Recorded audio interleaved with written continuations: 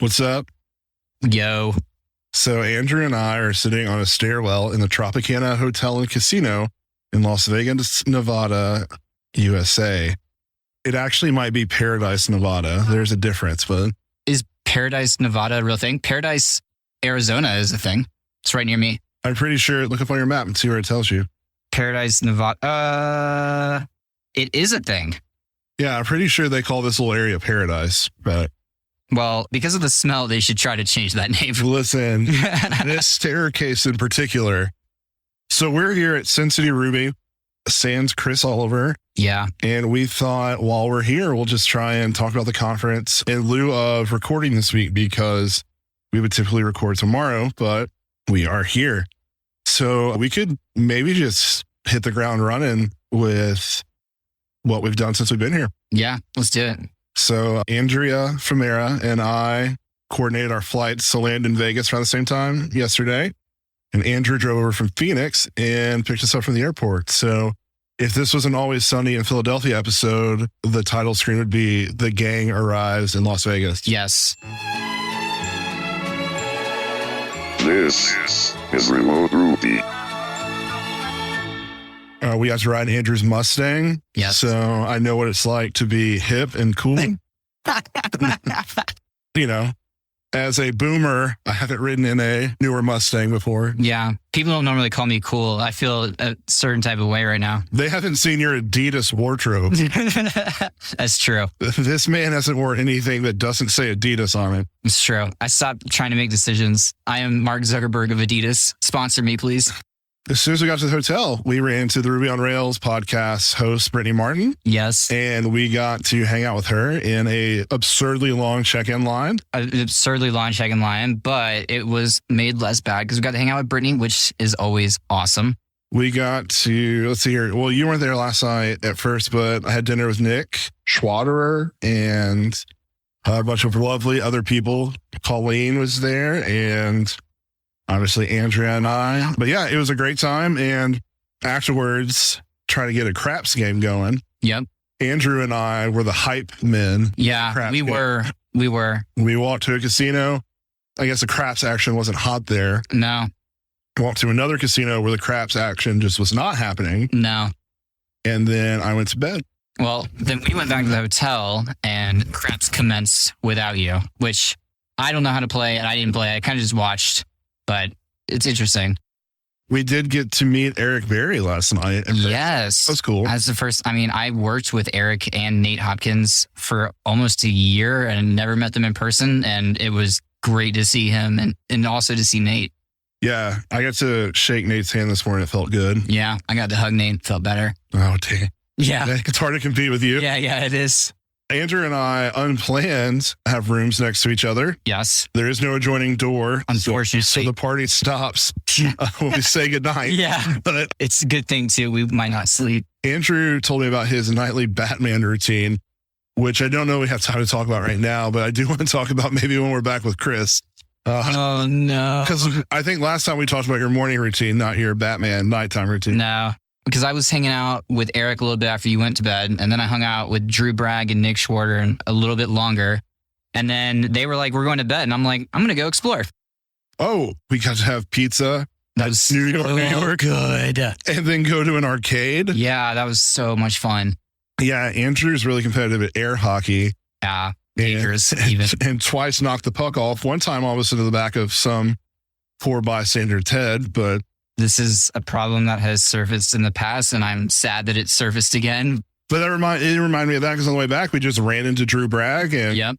Drew actually just gave what I would say is probably one of the most entertaining talks I've ever seen. It was so much fun. And I'm so much fun. I'm not just saying that because Drew's our friend. It was his first time speaking, and he did basically a spoof of Who Wants to Be a Millionaire about weird Ruby syntax. And I don't know if I've ever been so engaged in a talk. Yeah, no, I was so engaged that I couldn't even take notes because I was thinking too hard. It was awesome. He invited a volunteer, which Brittany Martin volunteered to do. The queen. Yeah, and she did great, better than I would. She killed it. My favorite part, though, I kept watching Chris Seaton, who, he's been on Remote Ruby before, and he works at Shopify. He's very big Truffle Ruby contributor. And so he definitely knows all the weird like Ruby ins and outs. And so watching him, I was like, whatever he says is the answer, I accept as the answer. Yeah. But it was great. Some other talks we've seen. Let's just go through the whole thing. We started this morning. It was Kelly Sutton. Yep. From, is it Gusto? Gusto. Because I say Gusto. No, it's definitely Gusto. That talk was about kind of pushing Sidekick a little bit. It was a really good talk. A technical talk as the first talk is a little bit, it's not risky or anything. It's just like, it just hits the ground pretty hard, but it was perfect. Yeah. Concepts were so well explained, really good animations. Yeah. Really engaging talk. Some of the things were about how can you scale Sidekick and how do you deal with like, you got a ton of workers and they're doing like create and update actions on the database and it takes the database down. How can you scale that? And I really hope that talk is available outside of this conference because talks here are recorded and it was wonderful. And it gave me a lot to think about, like specifically because they use a replica database and they were having any Sidekick jobs that didn't actually create or write to the database were using the replica. And I thought that was really interesting, as well as like the way they're naming their queues based on like timing intervals and things like that. So yeah, it was really, it gave me a lot to think about.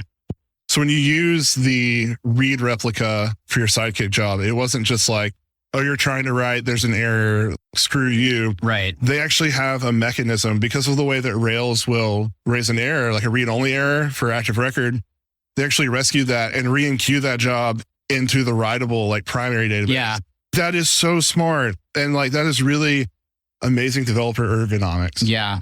It's a really interesting use case for multiple databases in Rails that I've not ever heard of anyone doing before. And yeah, just a lot to think about there. Our second speaker, Matthias, was that it? Yeah. Did I pronounce it? Yeah. Matthias Lee, a 12-year-old. Yes. Who just apparently a coworker of Jason Sweat's. I'm calling a labor violation on that. I'm pretty sure there's laws that make that. Someone's getting a phone call. But 12 years old, gave a talk on the history of Vim. Yes. I don't use Vim, but I learned so much about Vim and like explained just kind of the basics around it too. And it was really good. I learned that it all started with an editor called X, which is really cool that you can only see one line at a time. I tried to learn Vim last year. I liked it, but then I didn't stick with it. And then when I was driving up here and just had time to think, I was like, I really want to get back to learning Vim. And then this 12-year-old gave this talk and it was really good. That was the kick I needed. I need to just go do it. I don't know that I would say being able to do one line at a time is awesome. But it was interesting to see like the progression over the time as like the editors. Awesome. Yeah, that was really cool. I think the limitation of one line at a time is the reason Vim came about. But yes. But I was telling Eric Berry, like when I was 12, I thought fart was funny. Like I still think poop jokes are funny. I often wish I would have learned programming younger. And so like to not only be programming, but give a talk, that's amazing. Yeah. Like, no, kudos, because I mean, think of how good he's going to be. Yeah. And then next talk wasn't even technical. Ty Wood. Yeah, Ty Wood. And I got to sit at dinner last night with Ty and talk a little bit. It was about incident response. And it was a really engaging talk. Yeah, I got a lot out of that. You know, incidents at work aren't like your favorite thing, right? Right. Yeah. No, they are. I hope not. But one of the things he said that really stuck with me was oftentimes when there's an incident, we say, our goal is like that this won't happen twice. Right. We were onboarding somebody at work this week and I literally said that phrase. And then the point he made, he was an EMT before here in Vegas. Yeah, here in Vegas. I bet that's wild. Yeah. He said that an EMT's goal is not necessarily to prevent another car crash from happening. Right. I mean, in an ideal world, yes, but that means like not driving. That means not having cars. And I hadn't really thought about incidents like that. Like there are things we can control, but there are some things that we just cannot control. And the talk was about really, instead of focusing so much on the code, it was like focusing on the incident itself. When the incident comes in, take a breath. That one hit really hard because it's like when an incident comes in, I go into like fight or flight immediately. Yeah, exactly. It was such a good talk. And he talked about doing some practice incidents, things like that. And not necessarily like in terms of having like a code base go down, but things like, he said one of his friends uses like Jurassic Park examples and they, like they spend a Friday and like practice how they respond. And that was another just really good talk. That's something that I really want to think more about, because I mean, as a new Podia developer, this is the first time ever that I am going to be on call. Even just imagining like, oh, maybe like we get together a Friday and we practice stuff like that, or just practice like how we would even solve these things. Just, I mean, we have documentation on our frequent pain points that may occur, but like just to kind of do it with everyone, I think that would be really helpful. So I got a lot out of that talk in terms of like thinking about what is incident response. And then it was lunchtime. Yeah. And lunchtime was dope. I went swimming. I know you splashed water on me. Yeah. I got to talk with Brittany and Colleen and Brittany's coworker. We had a great time, and we just talked about programming and tech teams. And then I got to buy a frozen strawberry margarita. Yeah. In a special souvenir Tropicana pool cup that I will either leave here or cherish forever. It's one of the two extremes. Yes. And I know what I'm betting on, but I'm going to wait to see what happens. Yeah, I don't keep anything. I would throw away everything. And then that led us into our coworker and friend, Andrea Fomera's talk. Yes. She killed it. It was her first time doing a in-person talk. She did a virtual one. She did great. Yeah, she did really good. There was one point. So she talked on the upgrading process for Rails. She's in charge of a lot of that at Podia. And by say a lot of that, I mean all of it. One of the slides she had hit really hard. I'm trying to think of what it was. But she put a question on the screen. And by the time I was done thinking about the question, she would had already answered it without ever asking the question. She did fantastic. No, she did really well. She talked about using boot, which is something we use at Podia. What I didn't know, because we use the Rails next environment variable, is that she override boot's environment variable. Yes, I didn't know that either. And it's funny because 2 weeks ago, I was actually working on fixing some tests for Rails 7, and I couldn't figure out how to make it work. And she was like, oh, just prefix everything with Rails next. And now I know why. Right. So that was like, oh, because when she told me that, I wasn't like, why? I was just like, cool, let's go. Yeah. So I definitely learned a little bit more about what we're doing at Podia, and also in addition to how I would upgrade an app in the future, thinking about, especially, I really like how she kept talking about, think about a rollback plan. Yeah. Because that's not something right? it's not something I would think about. It's like, oh, well, once I'm done upgrading, we're just good to go. But, thinking about sessions, cookies, and signed IDs, she brought up a lot of really good things that you need to think about that I had never thought about before. Yeah, I loved it because she brought up because of personal experience. We try to avoid things going wrong, but how often do our previous mistakes influence the rest of our careers? Yeah. So, and that kind of goes back to incidents, but that's a whole other thing. Yep. And then led us into Drew's talk, which we've already talked about. The next talk and final talk of the day is Brittany Martin's. And I am excited for that. I've had so much fun seeing Brittany. The last time I saw Brittany was either RailsConf 2019. I think that was right. But she spoke at Southeast Ruby in 2018. That's where we met.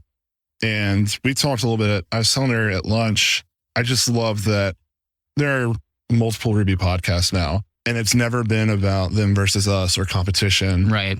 We're all friends, and I love that. So I'm really thrilled to be here and hanging out.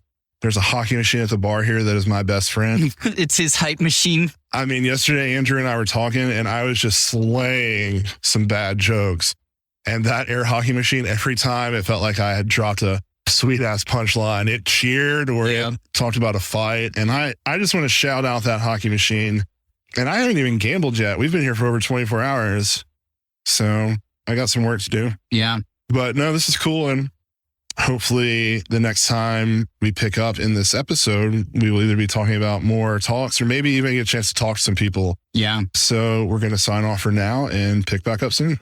Bye. 9 days later. So it's day 2, if you're following along, or technically day 9. Because we kind of forgot to record the rest of it while we were at Sin City Ruby. Having too much fun. So I think last time we left off, Drew had just given a talk and it was a lot of fun. Yep. And that led us into Brittany Martin's talk. Brittany, fantastic. Our favorite podcast host that is not on Remote Ruby. I guess I would just leave Chris. So no, she's my favorite, period. She's great. She gave a talk on what it's like to be the technical person on the call. Yep. And it was very practical, very good stuff I hadn't really considered. She talked about ways that you kind of implicitly get taken advantage of when you're the technical person on the call.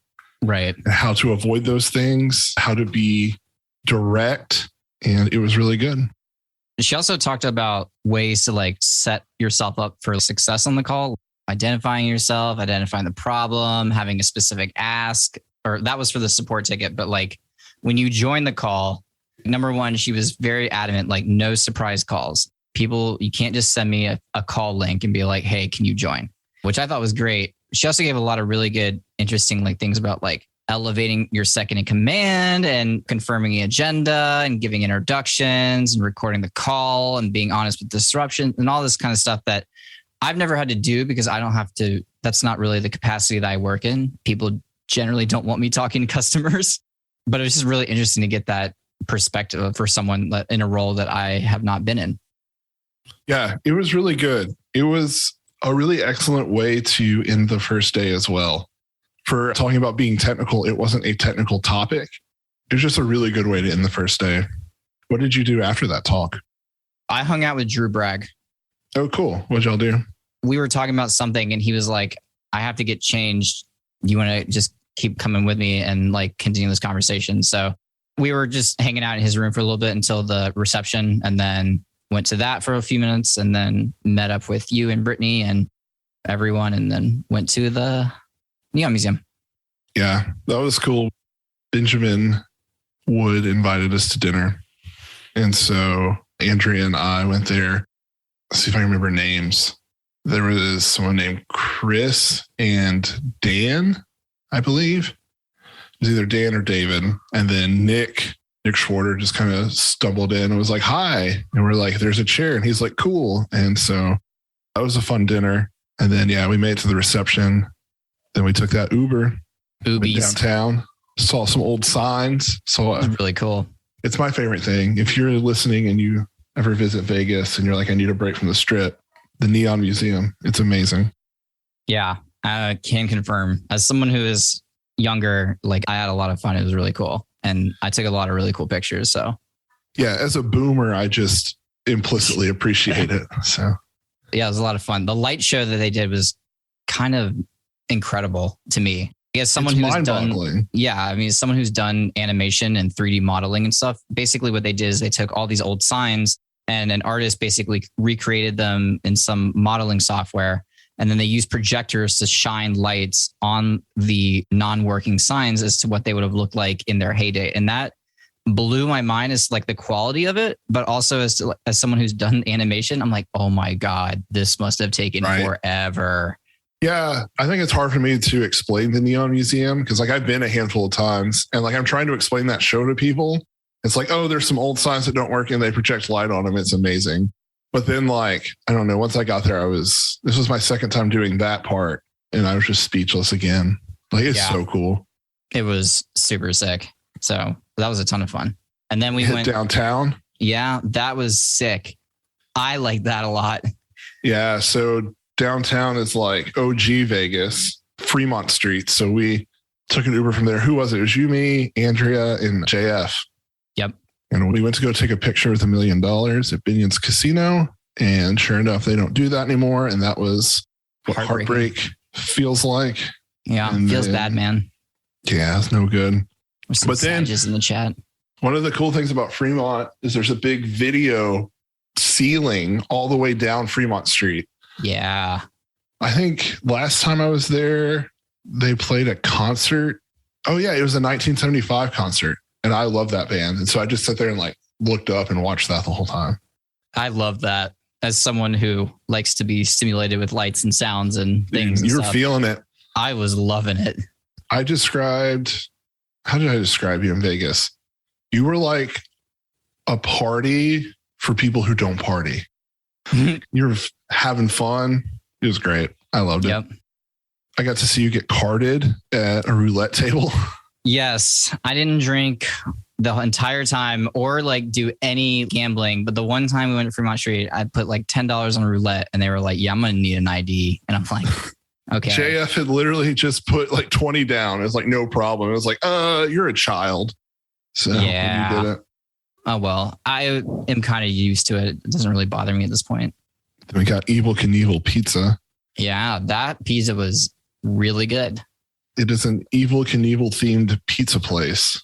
I remember. Don't understand it's Evil Pies or something like that. How do you remember that? It's my second time there. Oh. Yeah, it was called Evil Pie. Oh, hell yeah. Look at that memory. It's crazy. Yeah, so let's get into day 2. All right. On time, we had breakfast. Yep. Same spot. No, we went to the Hard Rock for breakfast that morning. Oh, yeah, that's right. It was us and Jeremy Smith. Yep. Jeremy was there. Us, Andrea, Jeremy Smith, and ran back to make the first talk. And luckily it was a little delayed. Ivy Evans kicked us off and talked about security. Yes, it was really good. Just types of like things you should be looking for, like types of attacks, and just, I love cybersecurity, and it was just really interesting to me, and just, it was a great talk. I can't remember the exact number, but like went through, I think, specific was it more types than 10? of, I want to say it was 8 or 9. Okay. And I remember thinking like a couple like, yeah, we're doing that. And a couple like, oh, I never think about this type of attack. Not necessarily within Podia, but just building web apps, period. Right. If anyone out there is like interested, like a podcast that I listen to when I'm driving, especially, is called Darknet Diaries. And it's from a guy named Jack Resider, and it's a security podcast, but it basically, he goes over like hacks, and he talks to like hackers and people who work in cybersecurity, like government officials, all this kind of stuff. It's super, super interesting. And I learn a ton from it and get kind of like more ideas of like the types of attacks people are doing. So if you kind of want to understand more of like what kind of attacks are going on, and like what are some big hacks that have happened, and, you know, what were the impacts, I would definitely recommend that podcast, Darknet Diaries. I think that's what you were listening to when we got in your Mustang from the airport. Yes, it was. Do you integrate your apps with third parties like Stripe, GitHub, Slack, or Trello?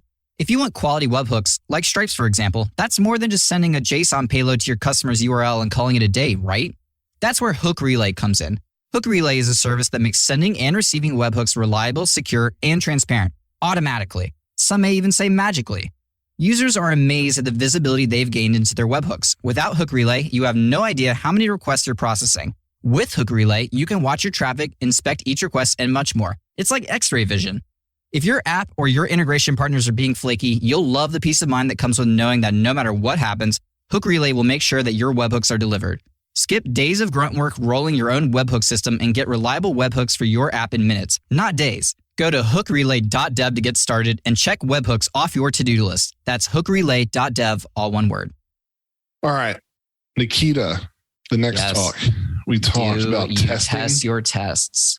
Do you test your tests? And talked about in mini tests specifically, like you can run a whole test suite that doesn't actually test anything.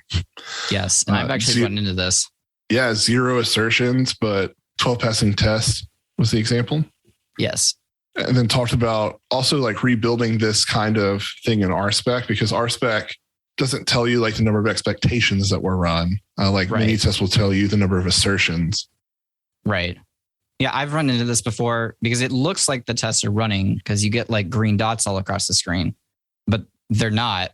Usually like you've screwed something up with your setup or something, but he basically had like this method that he kind of put to figure out if there were expectations. And I think I actually wrote down the code. He basically just put return if examples pass and example.expectation counts.positive in a config after each. So that was the way he did it. And then he went into Rails and found a bunch of tests in Rails that also had no assertions. So he went and was starting to fix some of those, and he put up a picture and like, well, there's still more. So if you want to contribute to Rails, like go find like tests in Rails that aren't working correctly. Let's also not forget that I watched you several times take a picture of the screen with your iPad where there was a code example, and then I assume do some kind of parsing an image, converting it to text, and then dropping it into Obsidian, because I noticed that the picture you took versus what you put in Obsidian was like code highlighted, and it wasn't a matching theme of what you took. Did I make that assumption correctly? Yes. Apple has OCR built in now. So like you can take a picture of something and just straight up copy the text off the picture. It was really cool. It was fun to watch you do that. Thank you. So that led us into Andrew Culver, creator of Bullet Train, who started off talking about Bullet Train. And I thought Is this about to be a bullet train talk about a product that cost 1,500 doll hairs? And 10 minutes in, homeboy says, this thing is open source now. Yeah, it was really cool. Yeah, it was a really smart segue into it. Kind of like hyped up like what Bullet Train does. And then from there it was like, oh, by the way, anyone can go use this now. There's some like still paid features for it. And then gave us like a DHH style presentation using Bullet Train. Which was kind of incredible. I don't know about you, but while watching that, I was like, wow, he hasn't had to open up his editor and he's like making all these things. I don't know. My mind was kind of blown. Yeah, it was really cool. It was a pretty exciting talk, especially one right before lunch where you kind of start to dip a little bit. Yeah. And he was a great speaker too. So yeah. I was like engaged the whole time, which it's hard to keep me engaged the whole time. I've learned. Yeah. Let's also not forget, it was either at lunch Friday or after the conference Thursday. I posterized you. Yes. Jason posterized me. It was Thursday, March 24th, right around 5:30 or 6 p.m. Jason posterized me in the hotel in front of Brittany. It was awesome. My revenge will be incredible. The inflection of your voice makes it sound like you think it was awesome. So it's impressive that you did it, that I let my guard down for like a split second, because I almost kind of forgot that you had been threatening me. In case anyone from work is listening, Jason was threatening me the night before that he just looked at me out of nowhere. We're in a group of people walking, literally no context, just looks at me. I'm going to posterize you this week. And I was like, no. And the rest of the night I was guarding against these vicious attacks, but I let my guard down because I was talking to someone. And then Jason seized his chance and he posterized me. You saw me walking up. I did. And I didn't register. Like I had forgotten and I thought you were maybe around going to your room. Yeah. You did a circle behind me. I didn't see you. It's just, I talked to my therapist about it. Listen, that's how I've gotten so good at VR boxing is I sit there, I throw some punches and I wait for them to let their guard down. Right. And then I run up behind them and posterize them in VR boxing. Nice. I'm just kidding. There's not enough room to do that. You have like a small square. Anyway, so after lunch, Colleen gave a talk on Arel. Arel. That's how we say it in the South. It was really good. So she and I had a call before the conference because I am working on an active record course. We were kind of talking about it, and she's building a query builder, which is really cool. It's really cool. And that's what her talk was about, was like building your own query builder using Arel. And she kind of asked me my thoughts on Arel. And I don't have a lot of experience with it. I've seen some things over-engineered with it, so I've been cautious to it. But her talk made it actually like appear much simpler than I had perceived it to be. Same. Big same. And so it was like, oh, everything I know is wrong. For me, it was just more like, wow, this topic seems very intimidating. Because like when I joined CodeFund, that was the first time I'd ever seen Arel. And Nate uses Arel. And I'm like, I don't know what this is doing. And like, it was just intimidating me to the point where like I was scared to even like touch it. But after her talk, I felt very like empowered to like use Arel. I was like, oh, it's really not that hard. And I also liked what Nate Hopkins really said afterwards, is that he will sometimes write the SQL and then convert it into Arel. And I thought that was really smart too.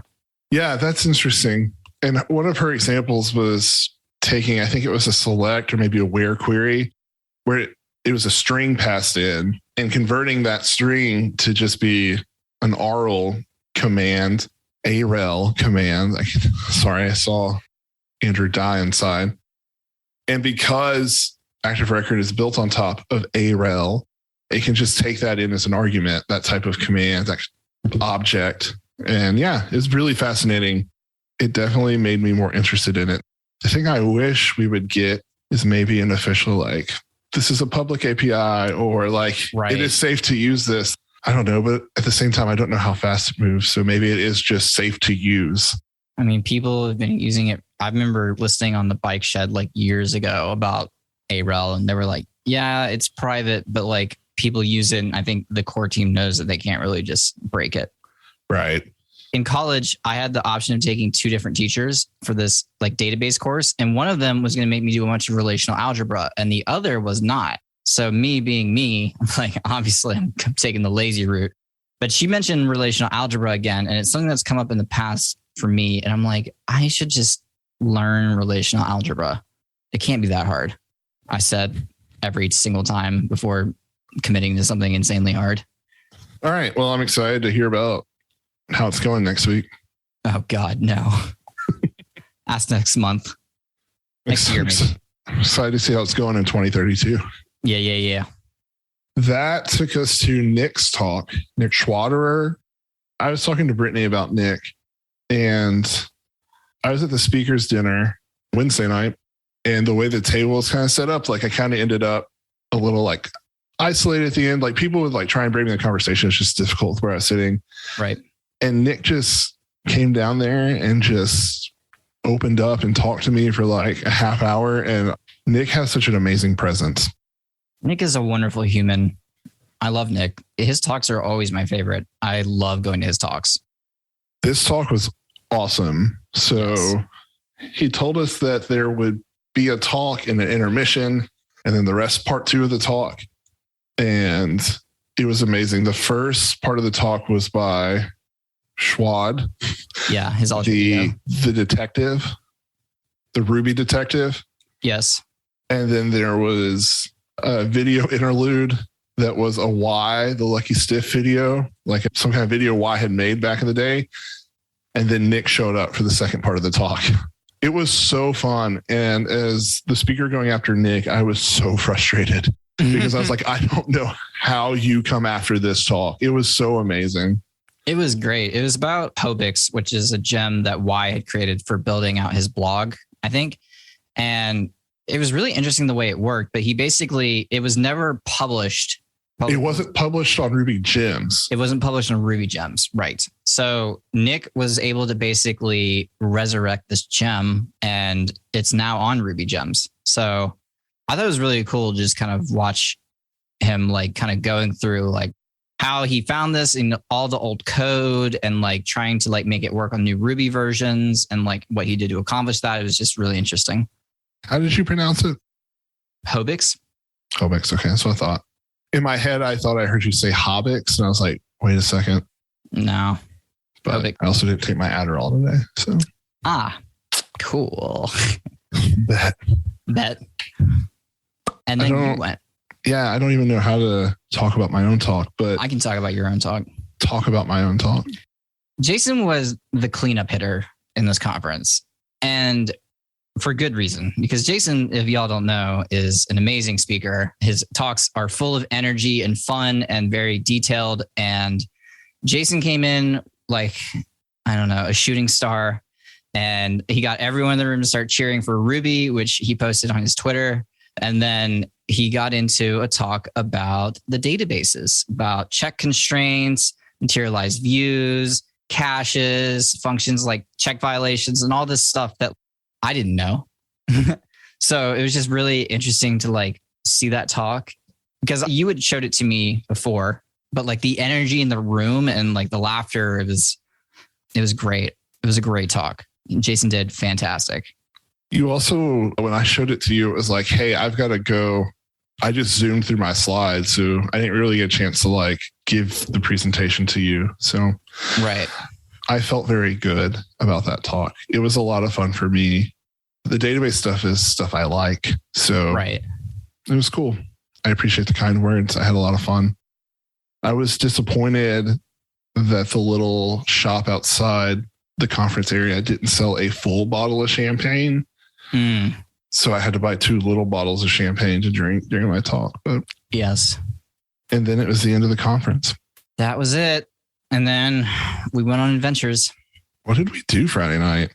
Got a really nice dinner with Schwad and Jason Sweat and his wife and Andrea and you and me and Ernesto and Brian Loomis and Nate Hopkins and Eric Berry and Nate's wife and Lindsay, who works with Drew Bragg, was there. But that was a lot of fun. I have never met Nate and Eric in person, even though we worked together for 7 months and I love them to death. We just had never met in person. So it was amazing to see them. And it was great to meet Nate's wife. And so we got to talk a bunch at that dinner and that was a lot of fun. And then we all went to some bar. Velveteen Rabbit? Sounds right. In the arts district? Good. Yeah. It was definitely in the arts district. Yeah. You didn't ride in that Uber. It was, who all was it? It was Schwad. Maybe it was Schwad, Andrea, and I. And our Uber driver wanted to talk about politics. I cool. love when that happens. I've had that happen to me before. I think Schwad mentioned how high gas prices are. And then this dude just went into like talking about who you vote for and all this stuff. And it was like, well. That's actually the last time that I had an Uber driver get triggered. It was also about gas prices, but it was almost a year ago. It was something. Yeah. We went there and I don't drink, but I hung out and drank a ton of water. And then Drew and Ivy and I hung out a little bit after y'all had all left. And then Drew and I went back to the casino and then we went exploring for food into the wee hours of the night and had a bunch of fun. Where'd you end up food wise? In the MGM. They have like a food court. That's right. Yeah. That's right. Because Andrew Culver apparently woke up at like 3 a.m. and you just missed him. Because he went to go get breakfast. I think we just missed him. It was a lot of fun. And then, of course, Saturday we went racing. Oh, yeah. What did you end up driving? An Audi R8 and a Porsche 911, I think. Okay. I didn't realize you did the R8. I did the R8 as well in a Corvette C8. The Corvette I knew wasn't going to be like the others, but it was also more affordably priced. But even for how much a Corvette C8 would be, I was surprised at how much I did not enjoy driving it. Really? Yeah. Maybe because I did it first and the R8 was next. I don't know. The Corvette just felt like, if I had a way to describe it, like it felt tight to drive. Where the R8 was pretty loose and responsive. And the R8 was the R8 felt like a car I could drive around. Right. Exactly. Yeah. The Porsche 911 was not a car I would drive around. Really? It was also kind of tight. Yeah. That's a good way to describe it. Because I was going to do a 911 or an R8. I'm glad I did the R8. Yeah. I like the 911 better for going fast. But like when you like hit that, there was like a straightaway. When you hit the straightaway in the R8 and just like slam the accelerator all the way to the floor, well, it was exhilarating. Yeah. My favorite car that day was definitely your Mustang though. Oh, thanks, dude. Appreciate that. That dude who tried to cut you off and honk at you because you did nothing to him. Yeah, I did nothing. I think I'm a pretty good driver. I'm a defensive driver. Yeah. So I agree with that. I was like, why are you honking at me? I've done nothing wrong. I definitely didn't cut you off. I would have seen you in my mirror. I haven't even merged recently. I don't know. It was weird. It was weird. And then I got stuck in Phoenix for 2 hours while we waited on our pilot to get out of traffic. Phoenix traffic. And while y'all were doing that, I was at a Golden Knights hockey game with Drew Bragg and Ernesto and Andrew Culver. I wanted to go to that game. I just knew it'd be too tight to get to the airport.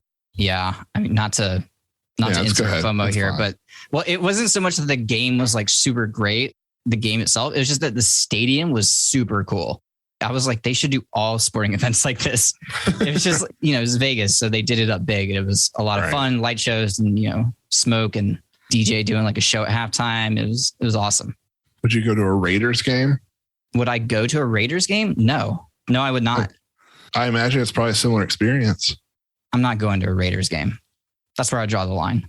What if they play the Cardinals? In Phoenix? In Vegas. And we happen to be in Vegas. Maybe. Leaning towards no. All right. Well, I'm going to find a way for us to be in Vegas just for this game. Just for this moment. All right. I mean, me, like in the moment, I'm just like, I'm down to do whatever. So yeah, that is true. I'm sure if you were like, hey, let's go to a Raiders game, I'd be like, all right. What was your favorite part about the conference? Hanging out with people. Hard same.